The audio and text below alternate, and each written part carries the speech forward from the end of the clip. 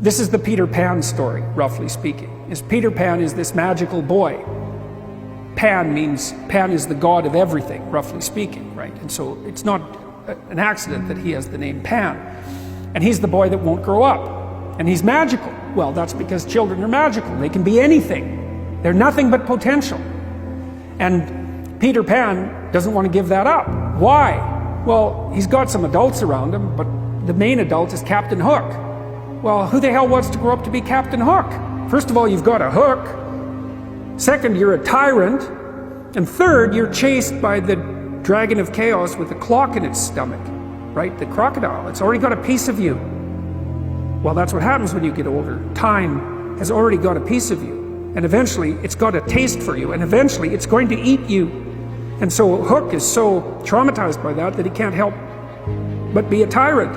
And then Peter Pan looks at traumatized Hook and says, well, no, I'm not sacrificing my childhood for that. So that's fine, except he ends up king of the Lost Boys.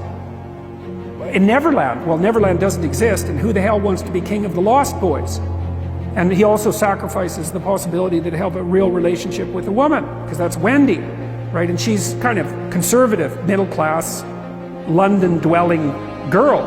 She wants to grow up and have kids and have a life. She accepts her mortality, she accepts her maturity. Peter Pan has to content himself with Tinkerbell. She doesn't even exist. She's like the fairy of porn. She doesn't exist. She's the substitute for the real thing.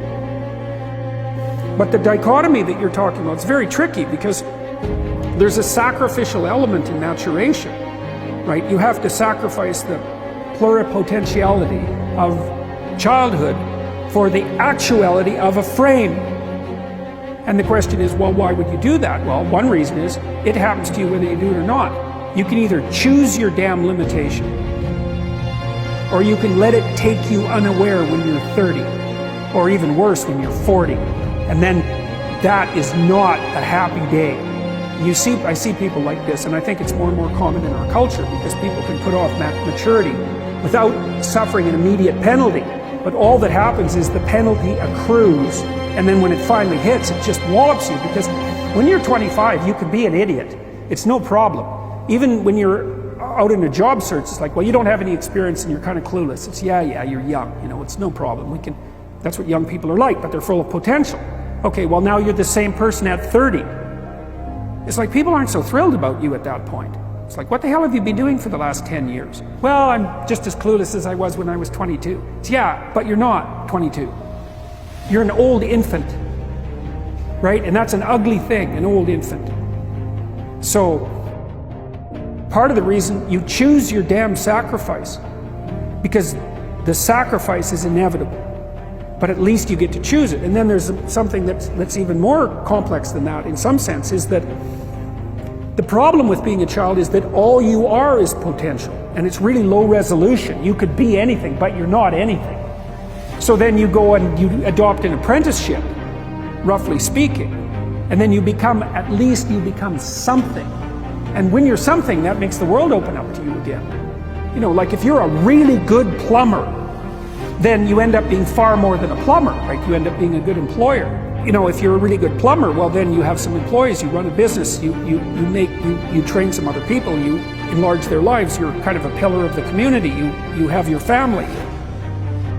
Once you pass through that narrow training period, which narrows you and constricts you and develops you at the same time, then you can come out the other end with a bunch of new possibility at hand. And Jung talked about that. He thought that part of the proper path of development in the last half of life was to rediscover the child that you left behind as you were apprenticing. And so then you get to be something and regain that potential at the same time. Very, very smart. Well, he was very, very smart. So that's a very wise thing to know. So, yeah. Sacrifice. You get to pick your damn sacrifice. That's all. You don't get to not make one. You're sacrificial whether you want to be or not. That's a good thing to know as well.